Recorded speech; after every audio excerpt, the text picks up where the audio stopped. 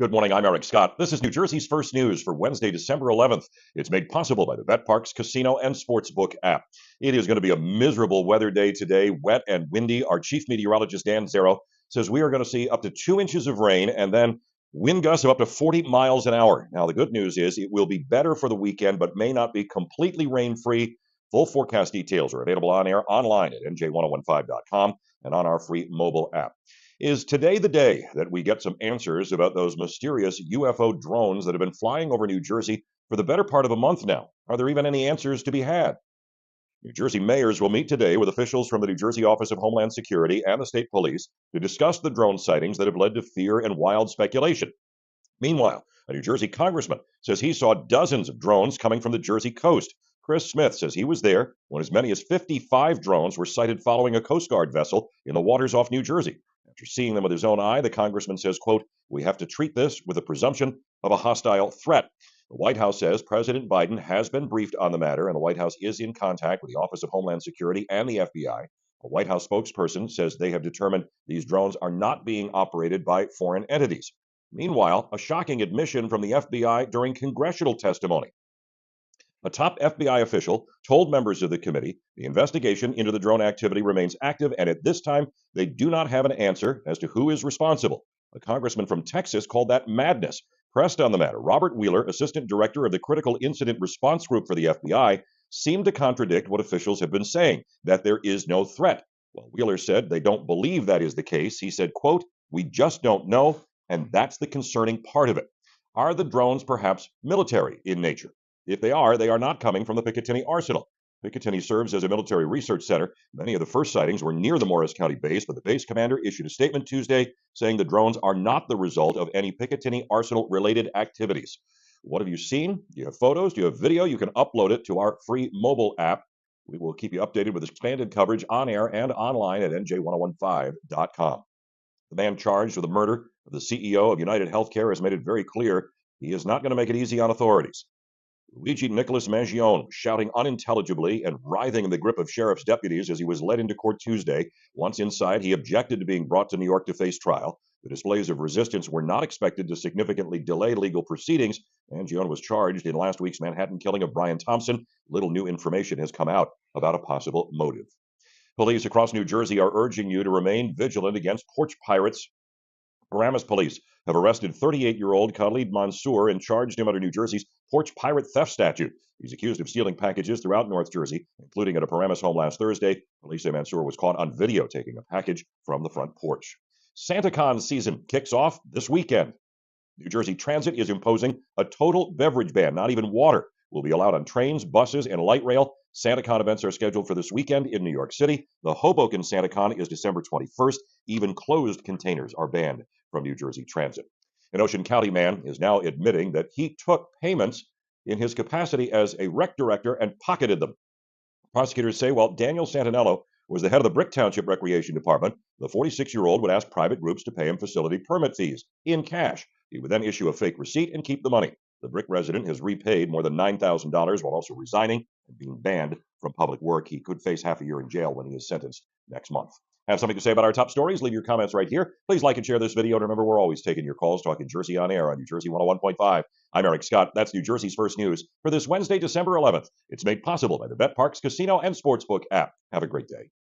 All right, so we've got a pretty wild stack of news reports about these UFO drones over New Jersey. Yeah, and definitely wild. Honestly, I've been kind of hooked ever since they came across my desk. Yeah, it grabs you, doesn't it? Yeah, and we're going to try to break it all down together in this deep dive. We've got it all right. You've got the unidentified drones. You've got the FBI saying, we don't know what's happening. We've got congressmen getting concerned. Yeah, we're talking weeks of sightings off the Jersey coast, and people are understandably freaking out a little bit. Yeah, I think the thing that kind of like pushed it over the edge was Congressman Chris Smith. Right. He went public with what he saw. 55 drones. Yeah, 55 drones, he said, were following a Coast Guard vessel. And then he even said, we have to assume these are hostile. Yeah. And that's what gets me, right? Like, what does hostile even mean when you're talking about these high-tech drones? It's a good question. Is it spying? Is it something, like, even scarier? It's a good question because, like, it really shows how this thing is so strange. Right. Our drone technology is developing so fast that our understanding of what it can do and how to counter that is lagging behind. It's almost like living in a sci-fi movie, except nobody's given us the script yet. Right. And then on top of all of that, the FBI has said, we don't know. They're stumped. Officially stumped, yeah. And they said it, I mean, Robert Wheeler, he's an FBI official, actually testified before Congress and said, we just don't know. And that's the concerning part of it. Yeah. Okay, but the FBI, you've got to think, they must have some pretty serious tech at their disposal. Right. What does it tell us that even they're in the dark? That it may be really, really cutting edge. Right. Yeah, maybe it's using principles that we don't even understand yet, or stealth capabilities beyond anything we've encountered. Okay, so if it's that advanced, yeah, then who could be behind it? Right. So the White House has come out and said they don't think it's a foreign government. Huh. And it's been ruled out that it's coming from the Picatinny Arsenal military base. Right, in Morris County. In Morris County. Yeah, despite some of those early theories. So it's not our military, it's not a foreign power. Right. Who does that leave? Yeah. I mean, is it possible we're looking at some kind of private company with technology this sophisticated? That's one of the possibilities. And then that brings up a whole host of other questions. Right. Like, why would a private company have these things that can even evade the FBI? Yeah. What are they doing? It's like we're reading a detective novel, but every clue just deepens the mystery. And that's what's interesting, right? The news sources that we're looking at are turning to the public for help. Right. They're asking anyone with pictures, videos, anything Right. to come forward. They're saying you might have the missing piece of the puzzle. Exactly. Yeah, it's a real-life crowdsourced investigation. Imagine if someone out there has like a photo that reveals a unique design or even a partial logo. Oh, yeah. That could be it. Absolutely. That could be the thing we need. All right, so let's take a step back for a second and let's summarize where we are. We've got these unidentified drones. They're flying around the Jersey coast. Right. FBI says, we have no idea who's controlling these things. Mm-hmm. And we can rule out the most obvious culprits. Yeah, and they seem to be very sophisticated. Right. Even more sophisticated than a lot of the drone technology that we know about. So the big question is, what does this mean? Is this just a bizarre event, or are we looking at something bigger? I think it's both. Yeah. On the surface, it's a mystery. Right. But deeper down, it forces us to confront maybe some uncomfortable truths about how fast technology is advancing. Like what? Well, think about it. If these things can evade the FBI, what else can they do? And what does it say about our security if something like this can go undetected for this long? It's kind of a wake-up call. Yeah. This whole thing, no matter who's behind it, shows how difficult it is to stay ahead of the curve when it comes to these new technologies. Right. And it makes us ask, are we really prepared for a future where drones are even more advanced and everywhere? So let's say, for argument's sake, that these are part of some clandestine operation. Okay. What would that tell us about surveillance and privacy these days? Well, it would raise a lot of questions about who has access to this kind of technology, what are they using it for, and what kind of oversight is in place. Right. It really shows how technology could be used to chip away at our privacy and our security. So we've got this mystery, and it's making us think about some pretty big picture questions about technology, security, even privacy. Absolutely. So what's the next step in this deep dive? Well, I think it's time to look at the different scenarios. Okay. What if these are for spying? What if it's some kind of corporate thing? Right. And what does it mean for you, for everyday people, depending on who's behind these things? Yeah. Okay. So we're going to explore those scenarios and what they could mean for all of us in part 2 of this deep dive. All right, so we're back, and we're still trying to unravel this mystery of the UFO drones off the coast of New Jersey. Yeah, it's like every time we answer a question, 2 more pop up. It's true, and I feel like we're getting deeper into the weeds here, but I kind of like it, you know? Well, I think the possibilities are what make this so fascinating. Definitely, and we ruled out some obvious suspects last time, but that almost makes it more interesting. Right, because then it's like, okay, so who has this level of tech? Exactly, and remember, the FBI is officially stumped. Mm-hmm. Which, I don't know, it kind of stuck with me. Yeah. It suggests we're not dealing with something ordinary here. I think you're right to focus on that. Yeah. That if the FBI can't figure out where these things are coming from or who's controlling them, then that really raises the stakes. So let's play this out. Like, what if these drones are being used for espionage? Okay, so when you say espionage, you're talking about spying. Yeah, like spying, but who would be spying on us, and what would they be after?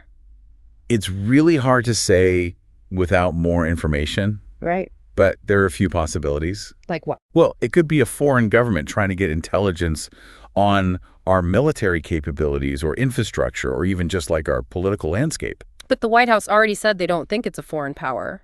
That's true, but, intelligence agencies don't always share everything they know.